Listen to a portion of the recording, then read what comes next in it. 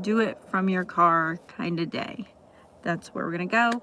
So if you're looking for me on Thursday and notice I wasn't there, I'm so sorry.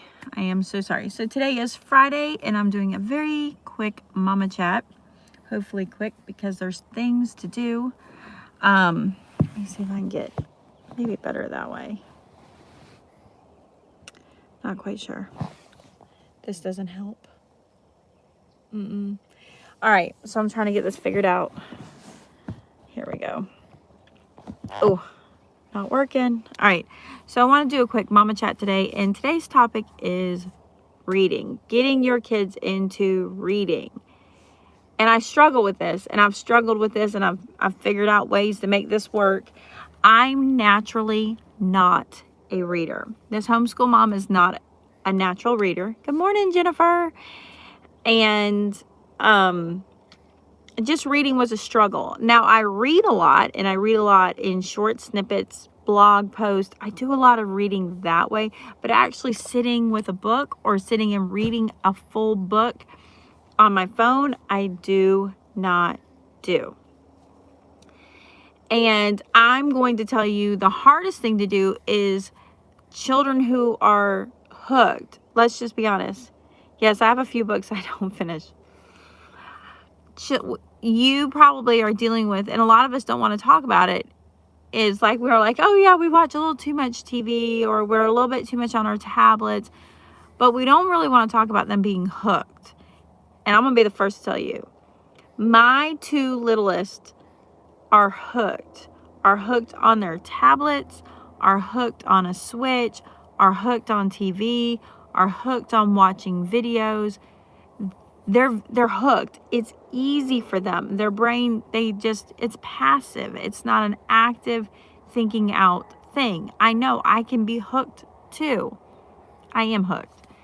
So, it happens. And if you want to build readers, you can't just rip a child from those electronic, passive, easily indulged activities into like, hey, let's sit down and read this book. You have to work up to it. Good Friday morning, Darcy. You have to work up to it. And I'm going to tell you what I've done in the past with my older children and what I'm doing now, and kind of where I went wrong. I knew I was doing it wrong and I did it anyways. So in the past, my firstborn child, natural reader. She is a phenomenal reader. My second, just reading was very hard for him. And I wanted him to develop the comprehension. But me sitting and reading, I couldn't do. And let me just tell you, especially if you have ADHD children, getting them to sit quietly and just look at you like this as you read does not happen. Does not happen. They can't think. And so with my oldest son, if we were shelling peas, if we were doing laundry, I would do the audiobooks from LibriVox. So I would take my favorite book list is RC book list. The Robinson curriculum book list is my favorite. Those books are out of print or out of copyright. They're out of print too, but some of them, but they're out of copyright, and they are open source now. So you can go and take and get audiobooks. One of my favorite things, I'm going to tell you one of my favorite book series, absolute book series. When you start exploring the older books and the older prints online, it can be a rabbit trail. I'm rabbit trailing on this from the topic. It can be a rabbit trail. And so what happens is a lot of times, I didn't print. I printed this book. This is one of my books I printed. I read my 4-year-old during breakfast and lunch. I read to my 4-year-old. Yes, like that's the perfect like opportunity. In the back of the books, they would advertise, the publisher would advertise other books, and you could kind of start following along in these little things. And I will have to say, I'm so pleased with myself. Call it pride. I have a little pleasure to myself on the fact that I found this author on my own. It wasn't recommended to me.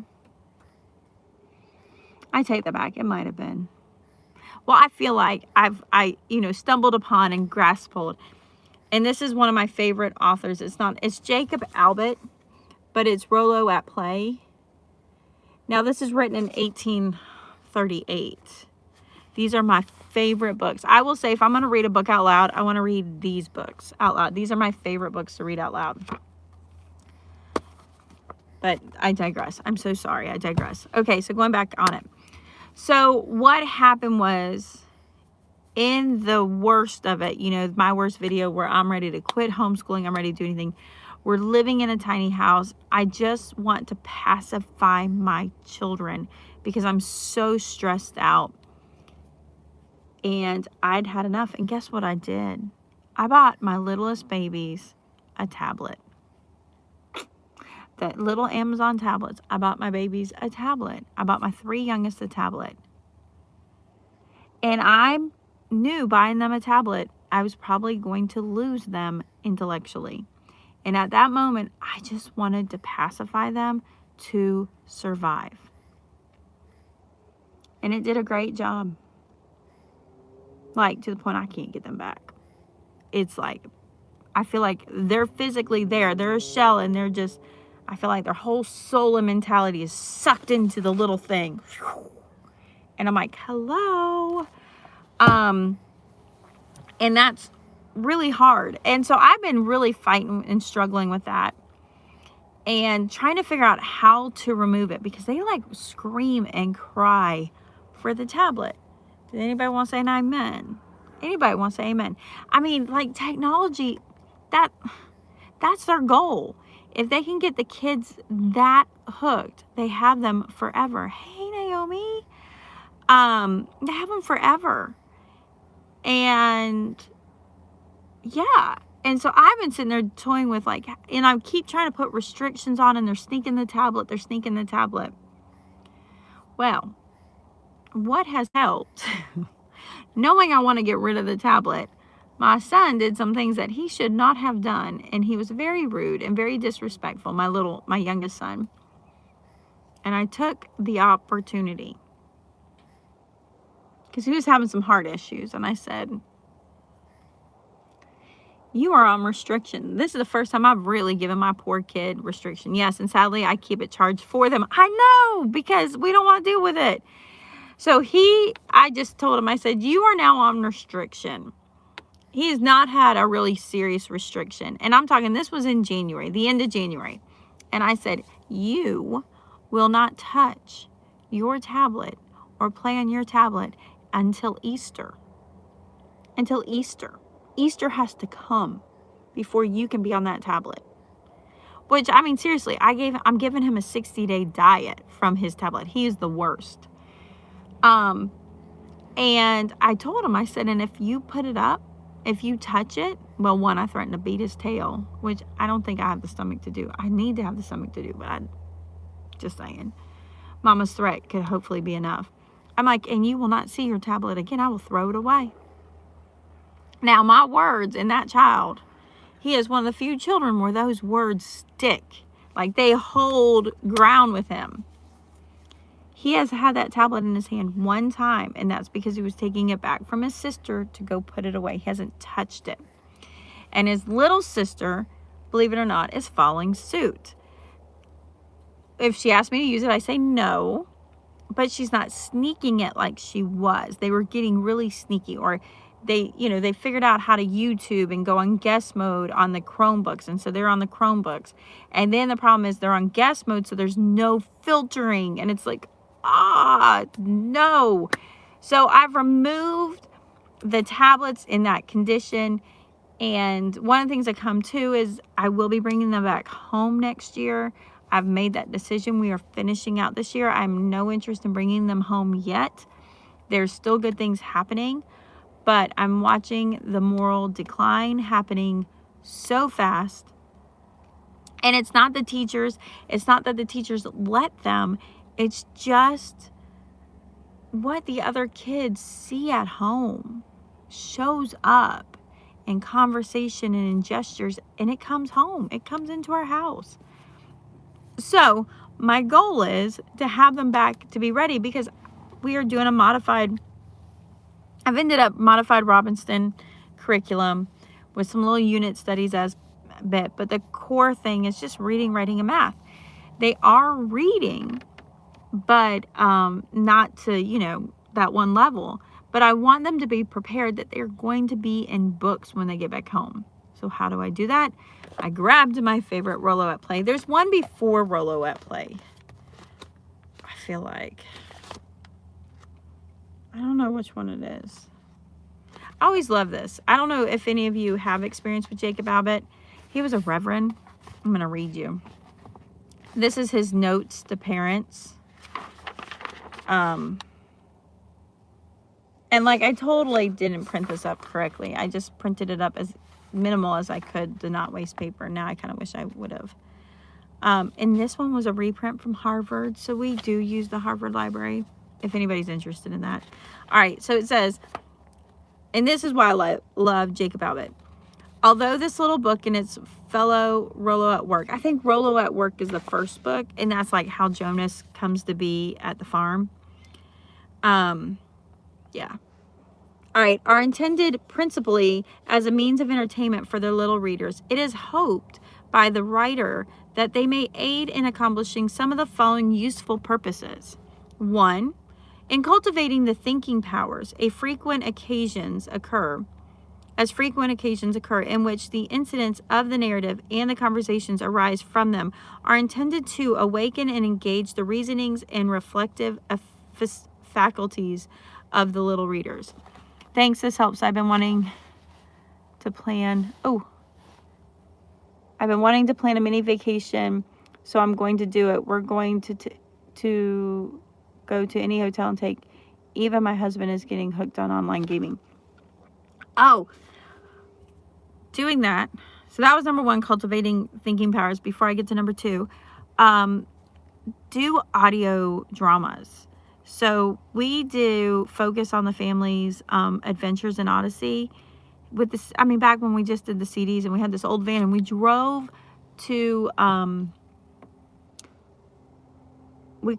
Canada.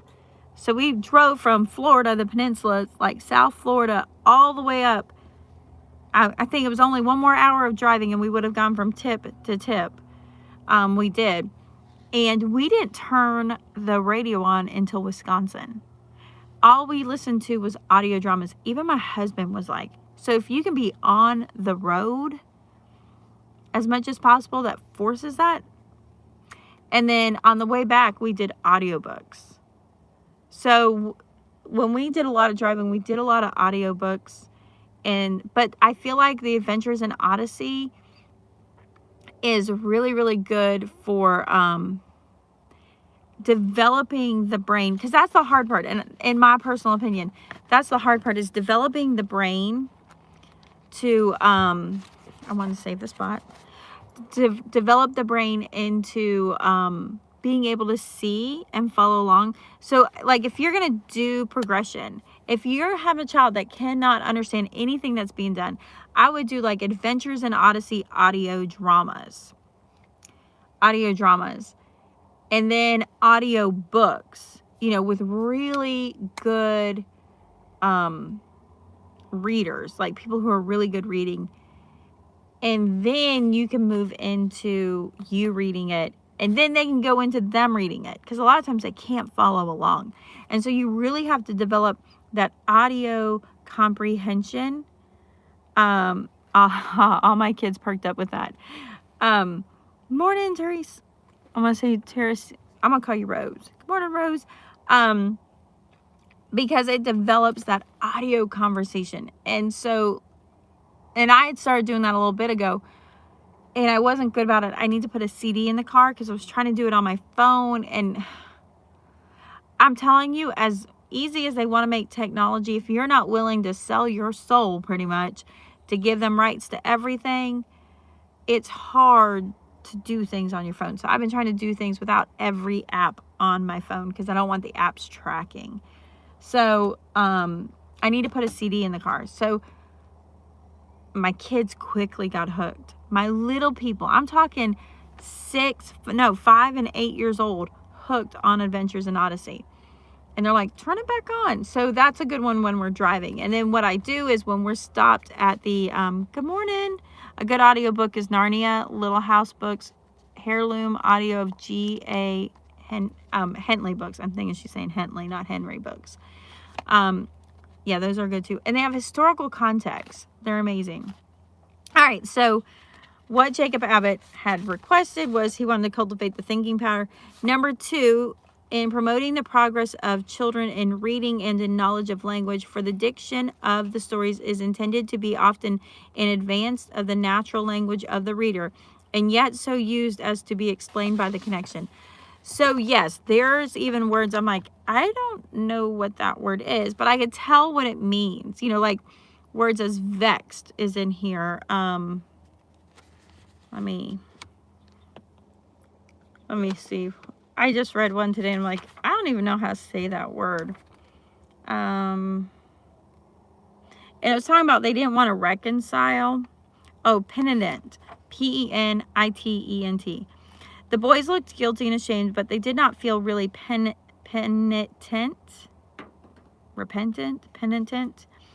They were not cordially reconciled. Neither was willing to give up.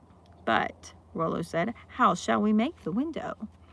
So it's pretty cool on that part. And I do find that, like, sometimes it gets me a little tongue-tied. But it's written so, like, basic at the same time as it's advanced. That works out good. Okay, this is some of my favorite too. And number 3, in cultivating the amiable and gentle qualities of the heart.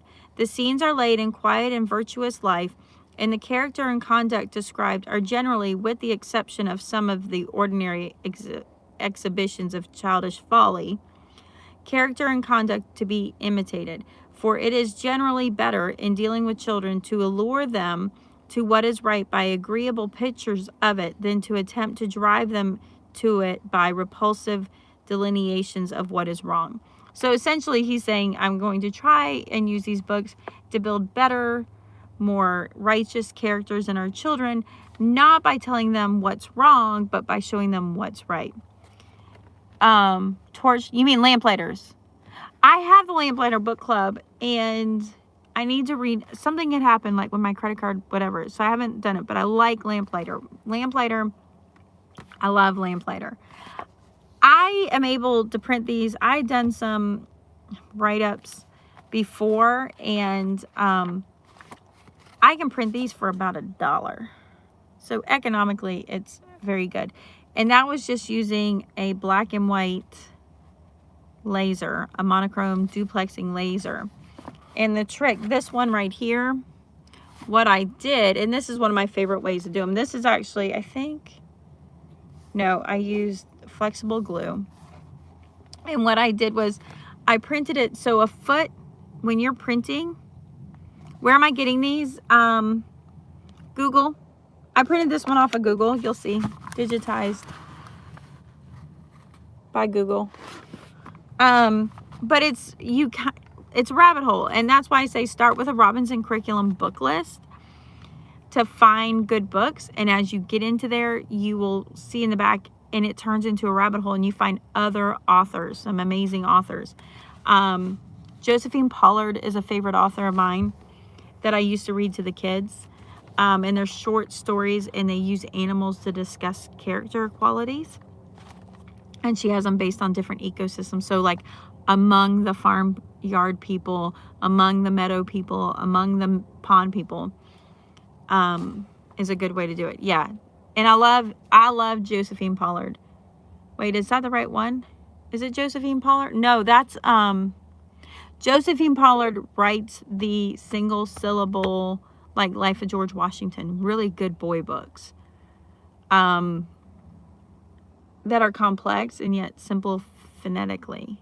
Well, somewhat. So if you, like, in all reality, if you have a boy, especially a boy, those late reader boys that phonetically is behind, but comprehension-wise advanced, Josephine Pollard's books are phenomenal.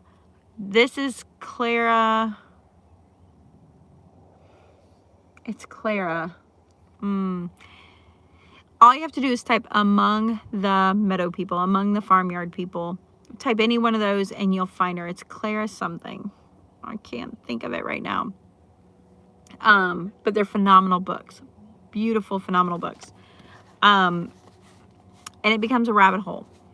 So I printed this, and what I did, so when you take a booklet, like a set of little papers, and you kind of make a little booklet, that's called a foot. And then typically books would take and have several foots, and they put them together, and what they used to do is sew them together, and then they bind them. What I would do is I'd actually make my foot just be one single page. So all I had to do is fold the page over, and then I would take my pages. Now this one kind of slanted, if you can see. You can't really see. Yeah, I have a video on how to make them. So you can see this is kind of slanted. And what I would do is I would put I made a vise for it, and I'd put the flexible glue on it. And then my covers are just cardstock that I Mod Podge. So I printed on the cardstock and I Mod Podged them. And then this is like bookbinding tape I got off Amazon at one time. And then I'd write in Sharpie what it is. Now I number my books based on Robinson curriculum, and so I started in the 400s as my own personal collection, which I think he now uses 400s. I don't even think that works well. But yeah, so I'm reading this one. Clara Pearson. Thank you. I knew it was. I think it's Clara Anna Pearson or something like that. Clara Pearson. That's who does the Among the Farmyard. So here's the thing. If you want your kids to read, they need to see you reading, and having your phone in front of you reading doesn't count. Right here. So I actually only really enjoy reading fiction. That's children's fiction. I don't really like, my daughter keeps staring at me. I don't really like reading, I don't know. I feel like there's a lot of sin and deviation from my mind, heart, and soul when I read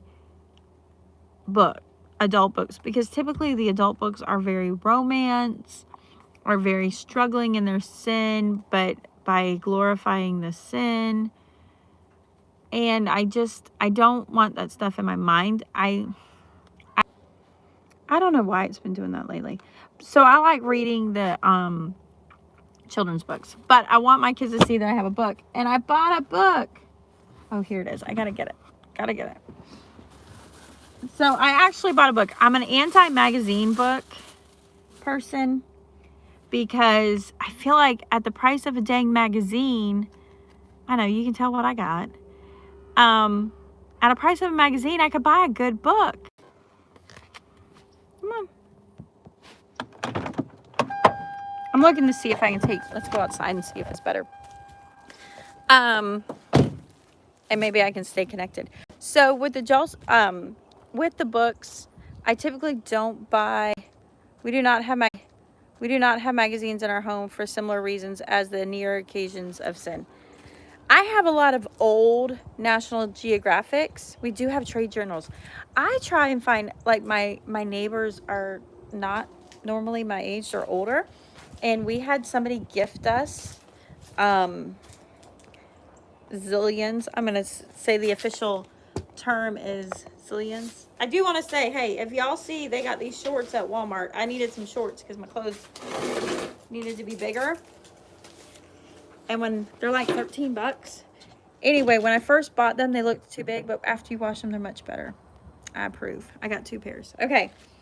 So I don't naturally get the National Geographics, but I got like some Mother Earth ones, and I got some woodworking ones, which is really good. I picked up those. All right, I picked this one up though, but look, I'm curious to see. I don't think I'm gonna learn anything in it, but you know, they did a good job with beautiful their pictures. I mean, of course their pictures gorgeous, but I totally got sucked in because look at the jars here. But I have to let me critique it as a canner. It looks like these are recycled ones, which aren't always approved for canning unless you're a rebel canner. These are beautiful, right? And then I don't know what's going on here because that looks like a plastic bag with a rubber band on it. I know if this is your kitchen and that they took a picture out of it, it's beautiful. I'm not critiquing that. But they have a lot of plastic over them with rubber bands is what I'm noticing. Like, look, right there. Which isn't, whatever. So it's like a modern take on self-reliance living. I didn't even, listen, this is, I just looked at the first page. I haven't even looked inside. I just grabbed this right off the thing. And then apparently they're going to sell a book on how to, attainable, sustainable. I'm curious by that because I'm going to be honest. I'm loving David Goodman, which is David the Good on YouTube. And he's busy practicing what he does, and then he writes books. So I'm a little bit like, I want to read somebody who's practicing it in a very day in, day out manner for years. And I'm getting a little to the point of like, I don't want somebody who just wrote a book.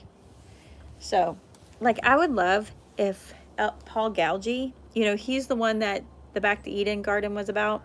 That was done 11 years ago. And the Back to Eden book goes about, and then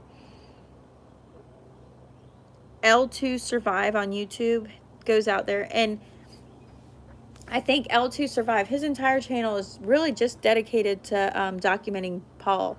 And I'm so thankful because I'll actually use it like a podcast. I just like listening to the wisdom of Paul Gaugy. So if Paul Gaugy could come up with, like, you know, an encyclopedia of just listening to God as you garden, that would be about this thick, right? I would probably read that book cover to cover, back and forth. So I'm trying to be better about having books on paper in my garden. This is not a good light for my hair. The sun is hitting my greasy forehead. So I'm trying to move in that point. But I feel like that is a good way to really pull your kids back into reading and making them prepared for that. And for me, my goal is they'll be back home next year, and I want them to be ready to read. One thing I'm going to say that he didn't put in that opening about the Rolo books is that it develops a sense of industriousness. And when I say that, I'm not saying they're going to go out there and build a factory. What I'm going to say is they're going to go and build something. There's one, it talks about gardening. Typically the kids will get into gardening. You know, they'll go and have their hand out. Whatever Rolo does, the kids will typically go and have an adventure because there's so many like little tiny details in it. Are you going back? I'm of some degree, yes. The spine of the effort, yes. Will it be a perfect Robinson style? No, not at all. It won't be. There's my middle school daughter's already taken high school Spanish, and she will be doing that. She'll be taking the high school algebra through the state course, and so she'll be doing that also. So she won't be following, but we're taking our favorite parts and making it work for us. And I will have to see what that looks like to tell you what that looks like. It's a day in by day out part. So I'm going to give you a quick view of my seeds because they're right here. And then I'm going to let you go. We got lots to do today, but I want to show you how just amazing this has turned out. So this is my little plastic under the bed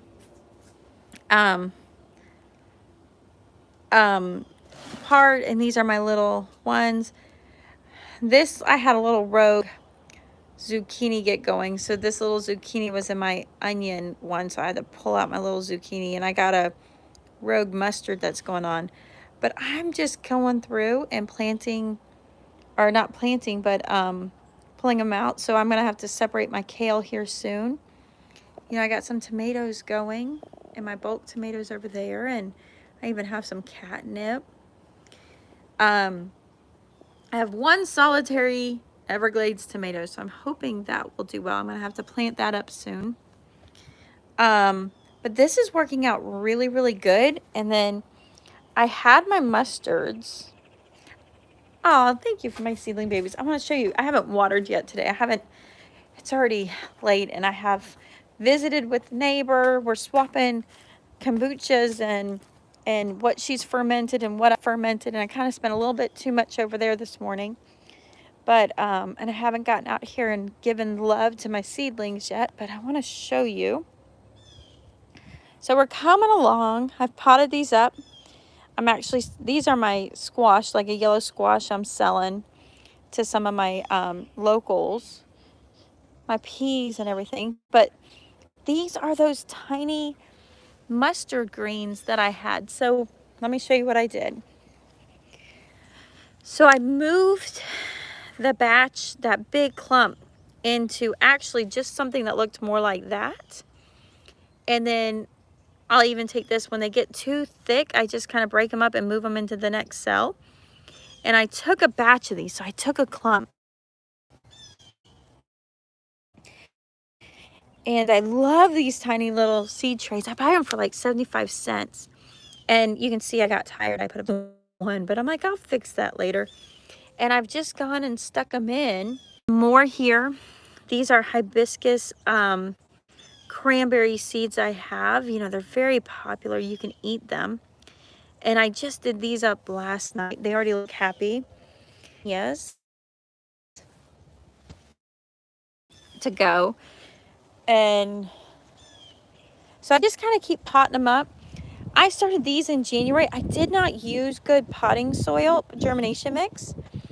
And so it's been a slow go. I've noticed my plants are a lot happier when they get moved. And then, like sorry, not to go in circles. I took some of my tomatoes. I took these tomatoes right here. This is a good example. So here's my tomatoes. I planted them here, and I don't know. They look so much, oh, what was that? That was my hose. They look so much happier, but they're not any bigger, but they look healthier to me. So I just kind of move them around. I've told you before, this is where I've taken, this is helichrysums. I said that wrong, but that's the best I got. So I've just been kind of picking them out.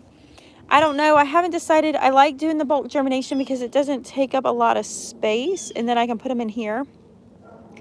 And so in reality, between here, I probably have a couple thousand plants right there, and it doesn't take up a lot of space. This is 127. I would have to have like 5 of these to take up the space. So I'm figuring that out. And then I'm figuring I don't know, it's so hard keeping track of things I split up. I got to come back through and rewrite my little ones. These are my sweet peas. I know, I just get a little bit too much in love with them. I repotted those. See my sad little blueberries. I didn't buy those for this year. They were like less than $4, and this one's doing well. Your example may be enough for me to convert. Wait, what was that? Brown thumb into new thumb. The dirt makes a big difference. You know, like, I haven't had a garden this good. The closest one I had was 10 years ago, and I brought the dirt in. I didn't use native soil, and I'm already seeing the difference between using a plain potting mix and using germination mix. And it's literally germination mix. So I'll show you what's in my bucket. These are straight out of Walmart. I wanted a 6-pack out of Walmart. I wanted to see growth in my garden right away. I wanted to see, I wanted that affirmation, like it's going. And I couldn't handle just little tiny plants. So I just went and I got myself started with this little 6-packs. And that's what I did here. Last year we got vines, but not fruiting. Totally agree on soil quality. Yeah, I've made it like my Monday morning routine is I take and I use fish emulsion, and I add a little fish emulsion. There's my little tomato plants. I'm going to do up my bamboo stakes. I'm going to hint to that. I'm going to get to that. My lettuce, I need to pick lettuce tonight. A salad bowl, but I kind of, this little one has not done well for some reason. It has not. I keep giving it space to grow, but it hasn't taken off yet. But I just bought these. These things looked so limp last week when I bought them. They're the red romaine. But I come in here and I'll just pick off the outside of the romaine. So I'm eating the romaine already. We have green beans. I picked up the blueberries in Walmart. $10. The fig trees, $10. My husband's not thrilled. I actually just gave him my plant order for Valentine's Day. I'm like, Valentine's Day and my birthday. You're going to go to Echo and here's the plants I want. And I remind him of the ones he's killed on me. So I think we got something going on, like the figs. The celery I bought. This is the best these two little eggplants have looked. The best. Because I bought those. There, two of them were in one of those $4 pots. I hate spending $4 on a plant. That drives me crazy. On one plant. So I like to buy them if there's two in there.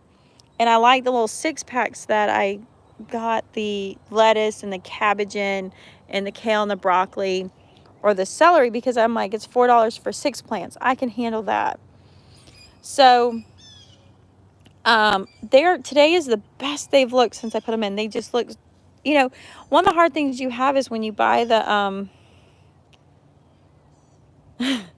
you never know, it might grow popcorn seeds, I'm telling you.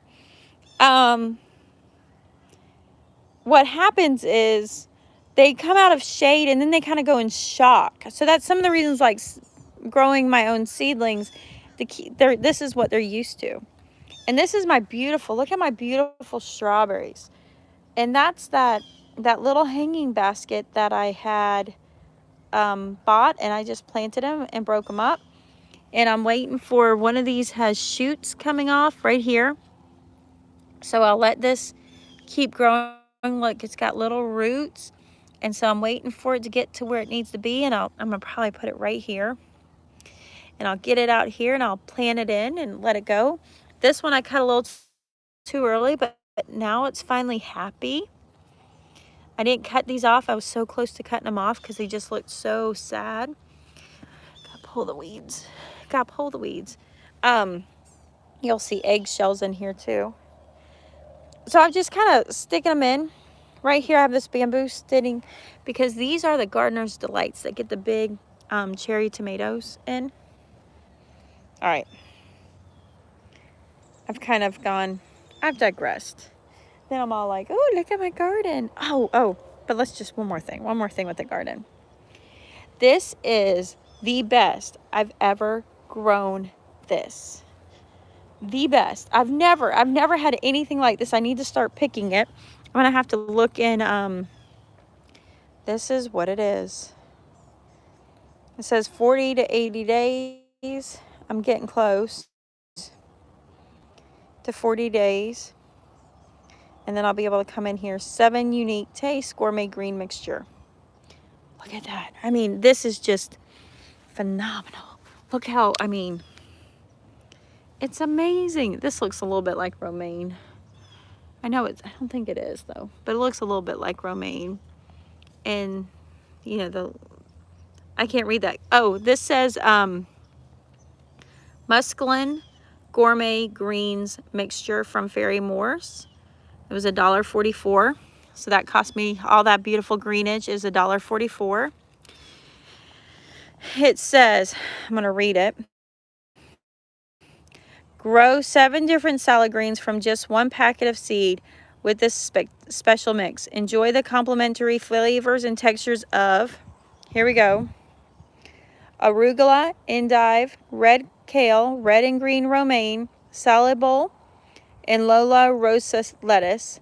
Beautiful in the garden and on the plate. Sow directly in the garden as early as soil can be made, fine and loose. Cool weather vegetable. Plant seeds every 2 inches. I did not. Cover firmly with soil. Thin plants to 6 inches apart. I did not display when they display 2 to 3 leaves. As plants begin to crowd, pick individual leaves regular for use. It needs plenty of moisture. Also, fall crops maybe have to be started indoors and have a difficult time even germinating in hot weather. Transplant with care. So I hope that helps. So it's not going to be here long. I don't think it'll be here after April, and this will all be cleared out. But I'm going to enjoy it till then. It looks beautiful right there with my other lettuces. I think I've been trying to do the research to find out if there's Florida lettuce that will grow year round. I'm trying to get my cranberry hibiscus going because you can eat the leaves off that. So, you know, just moving along. All right, so there's my little bit of, yep. And so I am reading gardening books. I have a few books in my cart. Many of you know I've broken up with Amazon. It's been rough. The hard part is there's no books showing up to my house. So I just found a new one. It's called bookshop.org. Hey, Green Gables. It's called bookshop.org. And so it's a little bit longer, but of an effort than I'm used to on Amazon. But I haven't ordered yet. I'm just picking out. But the nice part is we're supporting small bookstores. My libraries are sad. And what I find is they typically get rid of the books I like. So that's the hard part. But bookshop.org is a cooperative of several mini small bookstores, you know, mom and pop bookstores. And you can order from them. I found them by listening to somebody daily, Jackie Daly. Yep, bookshop.org. And so you're going to be able to shop, you know, from the small box stores and not the big box stores. So I was really pleased about that. So I'm building my book order. I was at Goodwill the other day. We were in Goodwill and we were in the one where you buy by the pound. And I found somebody had cleared out a family member's fantastic library, a history buff, you know, of really phenomenal literature. I mean, I found a book that was 100 years old. And it really was sad to me that it was gone. But I mean, I was thankful for the ability to purchase it. But it broke my heart that this was cleared out. And I kind of looked at my kids. I go, you are not going to throw my books out, right? We're not going to throw my books out. So I think of some accord, I'm going to have to build a future library when my kids get older. And I hope they stay close. But build a library that all of my grandkids can enjoy the books. And maybe, I mean, I might be reaching, but just hoping that my children's children will cherish the paper printed books in the years to come and consider them an heirloom to not be discarded. I don't know. I hope. I can only hope. Anyways, I'm going to let you go because I owe some quality time to my children. Bless their hearts. They're doing amazing. And I will talk to you soon, Monday, hopefully. Until then, bye. Maybe, if I can figure it out.